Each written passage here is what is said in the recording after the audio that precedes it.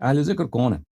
ملاحظہ فرمائیے یہ کتاب ہے قرآن مجید سورہ طلاق، فاتقوا اللہ یا اولی الالباب الذین آمنوا قد انزل اللہ الیکم ذکرا، اللہ سے ڈرو یہ صاحبان عقل، اے عاقلو اللہ سے ڈرو، اللہ نے آپ کے لیے نازل کیا ہے، ارسال کیا ہے ذکر کو، رسولاً، ذکراً رسولا، یتلو علیکم آیات اللہ مبینات، یہ رسول کی شان یہ ہے کہ آیات اللہ مبینات کو، واضح آیات کی تلاوت کرتا ہے، لیخرج الذین آمنوا وعملوا الصالحات من الظلمات الی النور، تاکہ جو لوگ ایمان لائے ہیں اور عمل صالح لاتے ہیں، بچا لاتے ہیں، ان کو ظلمات سے، تاریکیوں سے نور کی طرف لے کے چلے جائیں۔ تو یہاں پر میرے بھائی دیکھو، یا اگر عربی آتی تھی تو میں بات کرتا، ذکراً منصوب ہے، رسولاً منصوب ہے، یہ رسولاً کس لیے منصوب ہے؟ ذکراً رسولاً، اگر یہ مبتدا ہوتا، نیا جملہ ہوتا تو یہ ہونا چاہیے تھا الرسولو یا رسولن یا ہوا رسول، اس طرح ہوتا، لیکن یہ رسولن ہے، ذکراً رسولن، یہ یعنی بالکل یا اس کی صفت ہے، یا اس کی عطف بیان ہے، یا اس کا بدل ہے، یعنی ذکراً اور رسولن ایک ہی چیزوں کا نام ہے۔ ملاحظہ فرمائیے معانی القرآن و اعرابہ تالیف الزجاج، زجاج ابی اسحاق ابراہیم ابن سری، جزء خامس، چاپ عالم الکتب۔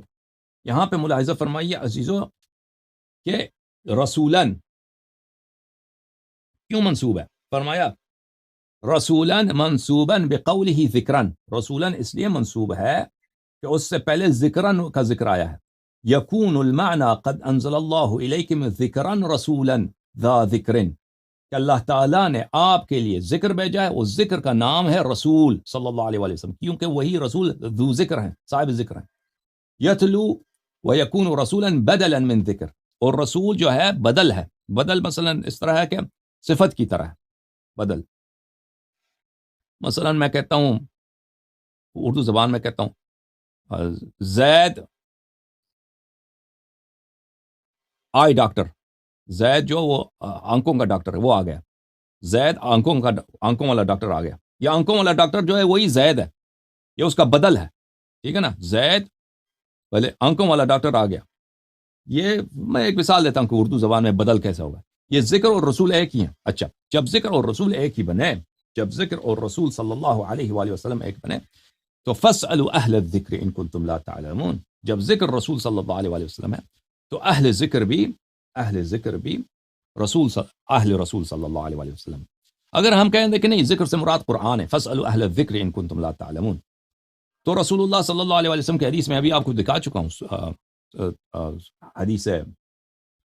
حدیث ثقلین کہ فرمایا کہ یہ دونوں کبھی ایک دوسرے سے الگ نہیں ہوں گے۔ مسلمانوں میں کون ہے اہل ذکر ہے؟ جو کبھی قرآن سے الگ، اہل قرآن ہے جو کبھی قرآن سے الگ نہیں ہوگا۔ صحابہ ہیں، نہیں، ان کے متعلق رسول صلی اللہ علیہ وسلم نے نہیں فرمایا کہ یہ کبھی قرآن سے الگ نہیں ہوں گے، فرمایا اہل بیت علیہ السلام کے متعلق کہ یہ کبھی قرآن سے الگ نہیں ہوں گے۔ اگر ہم کہتے ہیں ذکر سے مراد قرآن مجید بھی ہے نا، ذکر سے مراد یا تو قرآن ہے یا رسول صلی اللہ علیہ وسلم، رسول صلی اللہ علیہ وسلم اگر ذکر ہیں تو اہل ذکر یعنی اہل رسول، اہل البیت علیہ السلام۔ اگر ذکر سے مراد قرآن مجید ہے، قرآن، اہل ذکر اہل قرآن، وہی لوگ جو قرآن سے کبھی الگ نہیں ہوں گے، وہ اہل بیت طاہرین علیہ الصلوۃ والسلام ہے۔ میں سنت کے ساتھ ابھی آپ کی خدمت میں دکھا چکا ہوں کہ، اور یہ حدیث بہت زیادہ متواتر ہے، بہت ہی زیادہ اس کے اسانید ہیں، صحیح اسانید ہے کہ کبھی ان کا جو ہے اہل بیت علیہ السلام سے الگ نہیں ہوں گے۔ میں آپ کو یہ حدیث دوسرے کتب سے بھی دکھا دوں۔ یہ کتاب ہے کتاب السنہ، تالیف ابی بکر بن ابی عاصم، اور اس کے ساتھ البانی صاحب کی تحقیق بھی ہے، چاپ المکتب الاسلامی۔ یہاں پر میں آپ کو لے کے چلتا ہوں صفحہ نمبر 350 میں، صفحہ نمبر 350، صفحہ نمبر 350، حدیث نمبر 754۔ یہاں پر رسول اللہ صلی اللہ علیہ وسلم نے فرمایا انی تارک فیکم الخلیفتین من بعدی، میں اپنے بعد دو جانشین کو چھوڑ کے جا رہا ہوں، کتاب اللہ و عترت اہل بیت، اللہ کی کتاب اور میری عترت اہل بیت علیہم السلام، وَإِنَّهُمَا لَن يَفْتَرِقَا حَتَّى يَرِدَ عَلَيَّ الْحَوْض، اور یہ کبھی ایک دوسرے سے الگ نہیں ہوں گے جب تک میرے حوض کوثر پر وارد نہیں ہوں گے۔ حدیث صحیح، البانی نے کہا یہ حدیث صحیح ہے، حدیث صحیح ہے۔ عدم افتراق قرآن کا سنت سے، اور اس کے بہت سارے دوسرے اسانید ہیں، میں وہ دکھا دوں آپ کو۔ یہ کتاب ہے خصائص النسائی، خصائص علی بن ابی طالب علیہ السلام، تالیف عبد الرحمن بن شعیب النسائی، تحقیق و تخریج احمد میرین البلوچی، بلوچی کو عربی میں بلوچی کو بلوچی بول، چاپ مکتبۃ المعلی کویت سند 1986 میں۔ یہاں پر آپ کو دیکھ لے کے چلتے ہیں عزیزو، صفحہ نمبر 79 میں۔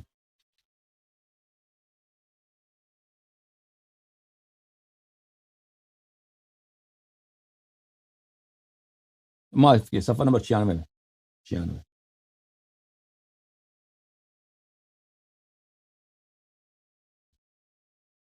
صفحہ نمبر 96 یہ ہے، باب من کنت ولیہ فعلی ولیہ۔ بھلے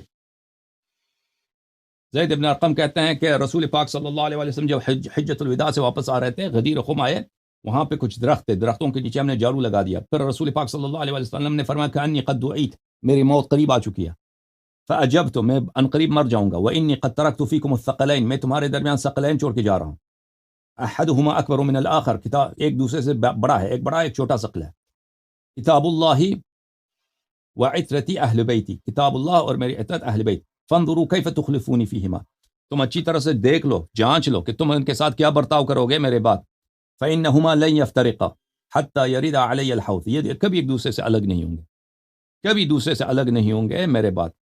ثم قال، اس کے بعد کہا، ان اللہ مولائی وانا ولی کل مؤمن، اللہ میرا مولا، میرا آقا ہے، اور میں ہر مومن کا سرپرست اور ولی ہوں۔ ثم اخذ بید علی، پھر انہوں نے علی علیہ السلام کا ہاتھ دیا، من کنت ولیہ فہذا ولیہ، جس کا میں ولی ہوں، علی علیہ السلام اس کے ولی ہیں۔ اچھا، اللہم والی من والہ وعاد من عادہ، اے اللہ جو اس کو اپنا ولی سمجھے تو اس کا ولی بن، اور جو اس سے دشمنی کرے تو اس کا دشمن بن۔ میں نے زید بن ارقم سے کہا کہ واقعاً تو نے یہ دیکھا ہے اور تو نے سنا ہے پیغمبر صلی اللہ علیہ وسلم نے؟ زید نے کہا، ما کان فی الدوحات احد الا رآہ بعینہ وسمعہ باذنیہ، ان درختوں کے ساتھ غدیر خم میں سب صحابہ جتنے تھے سب نے اپنے آنکھوں سے دیکھا ہے اور اپنے کانوں سے سنا ہے۔ اچھا، یہ حدیث 224، محقق کیا فرماتے ہیں؟ حدیث 224 حدیث صحیح رجال ثقات من رجال الشیخین، یہ حدیث صحیح ہے، اس کے رجال ثقات ہیں۔ تو کہنے کا مقصد یہ ہے کہ فاسألوا اہل الذکر ان کنتم لا تعلمون، اہل ذکر سے پوچھو اگر نہیں جانتے۔ اہل ذکر اگر رسول صلی اللہ علیہ وسلم ہے، جیسے قرآن نے کہا قد انزل اللہ الیکم ذکرا رسولا، تو یہ ذکر اہل رسول واضح ہے۔ اگر ذکر قرآن ہے، ذکر سے مراد قرآن مجید ہے، تو پھر تو کون ہے جو قرآن سے کبھی الگ نہیں ہوں گے؟ قرآن کے اہل کون ہے؟ اہل بیت طاہرین علیہم الصلاۃ والسلام۔ ٹھیک ہے بھائی، اور مزید بولو۔